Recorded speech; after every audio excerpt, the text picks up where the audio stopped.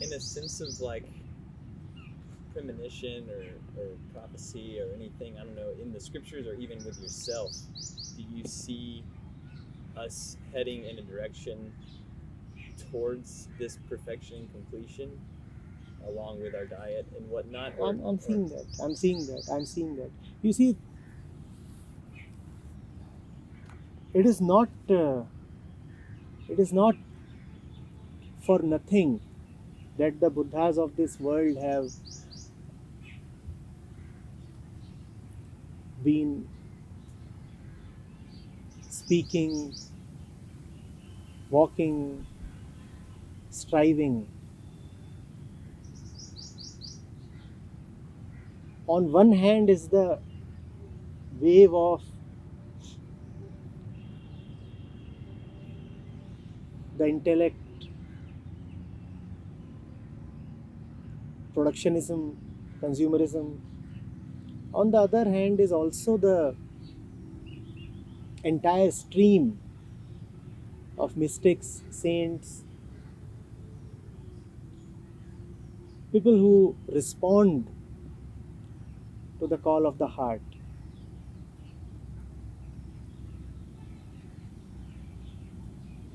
You look at the last few centuries,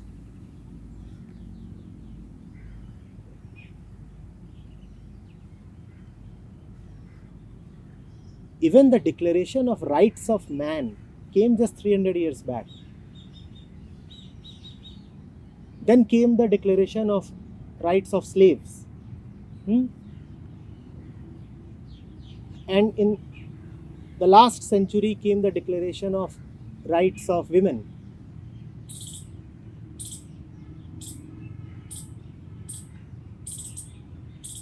I'm seeing that in the current century, we will see a very clear declaration of a new relationship between man and environment. Climate change will catalyze that new relationship, the threat of climate change.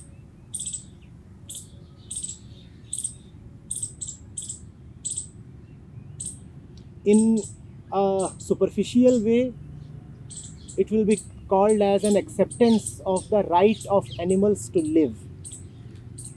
Just as last century saw man accepting the rights of women to vote,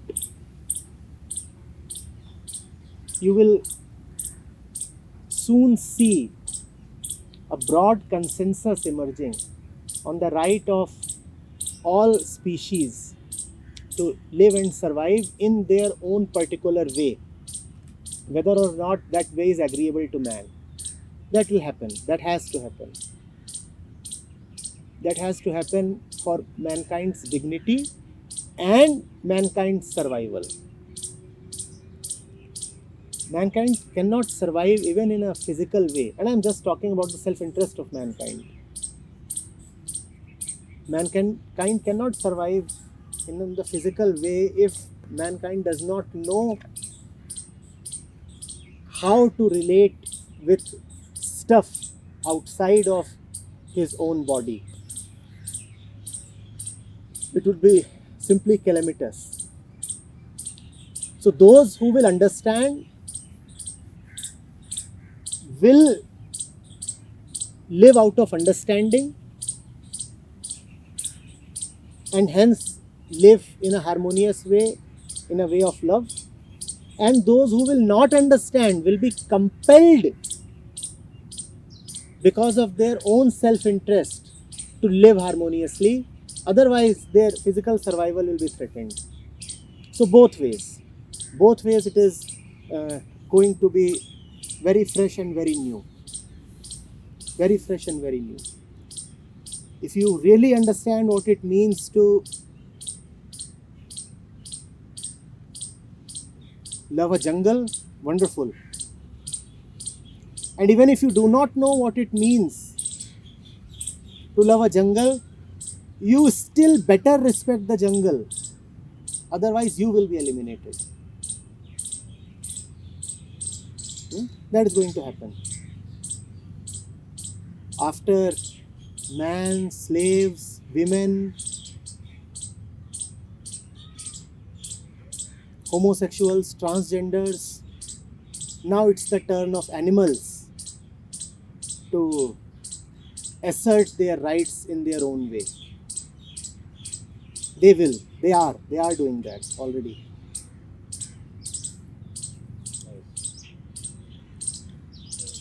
It does feel like in just even the past few years that it's happening.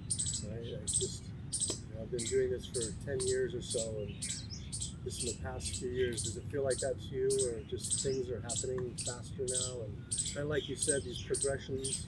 Yes, of course. Things are happening faster now. You see, when I look around, even in this gathering, there are these 1, 2, 3, 4, 5, 6, 7 of us are males, and each one of us is carrying a beard. Do you know what the beard implies? The beard indicates our animal nature. So mankind is more readily accepting its animal nature. We are not as suppressive of ourselves as we used to be. Have you not seen this? Have you just noticed the proportion of men sporting beards these days? And it's, I hope, just not a passing fad. This means that I'm alright with my hair, and the hair indicates the animal. I'm alright with my hair. I don't really have to shave it all off. The razor is society. The razor is the intellect. The razor is the intellect. Man is becoming more comfortable with his own skin and in his own skin. Man is seeing that to be a man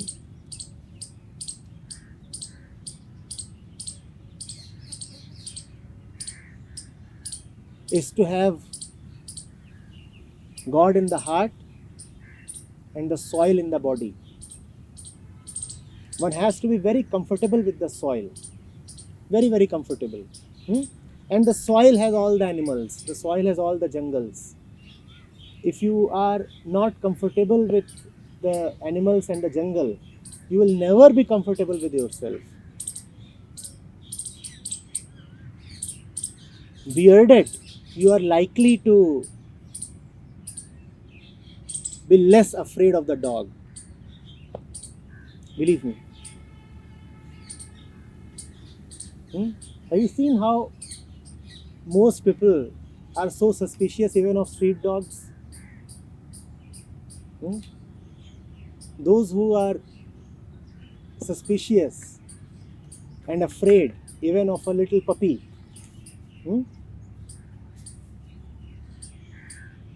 or a cow, to them I say, keep beards. The beard is not merely facial hair. It is more than that. It is more than that. That does not mean that I'm a beardist or something. It's just that I saw all of us having this, so I found it apt to use the beard as a symbol, as an example. Nothing else. It is changing. It is obviously changing. You see, whatever technology had to offer, a lot of that it has already offered. You look at physics. Physics is reaching its boundary. Man was living in hope, in utopia, that the solution to the internal discomfort will come from outside, from science, from technology, from objects, from material. It has not arrived from there. So that hope has been shattered. The expectations that we had from the machine have not been answered. The machine has failed. The machine did what it could, and the machine has been useful. But the machine has not given to us what we really wanted from the machine. Knowledge and science have not really given us what we really wanted from them. Internally, man is still hungry. Internally, man feels still an alien and dispossessed. If you look into man's eyes, they are still searching, rootless, wandering. Man is still looking for his anchor, for his source.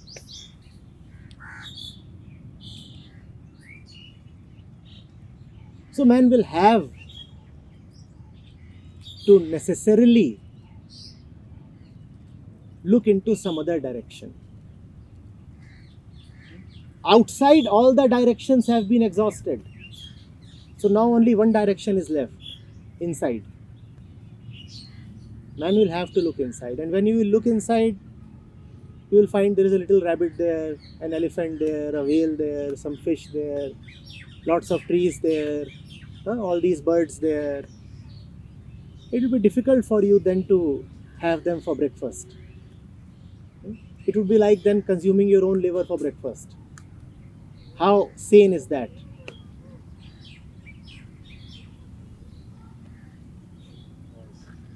Well, I think it's awesome. Is there any final things you'd like to share?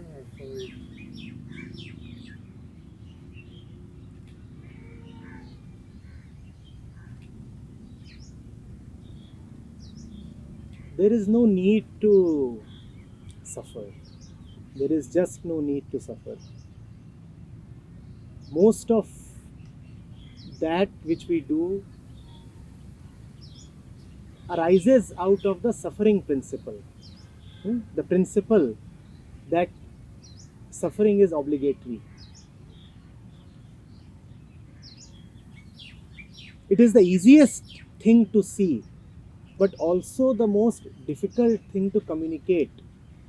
It is not necessary to suffer. The moment you know that it is not necessary for you to suffer, you also stop living in a way that makes others suffer. The moment you know that your own life can be all right, is also the moment when you stop messing with others' lives. Stop suffering, and you would also then stop being an agent of suffering. Withdraw from the support that you give to your own suffering. Withdraw the support that you give to your own suffering, and you will find now there is no motivation left to make others suffer. That must be obvious. The more you suffer, the more you want to make others suffer. Don't suffer, don't suffer. All suffering is totally needless. Suffering itself is sin. Don't suffer.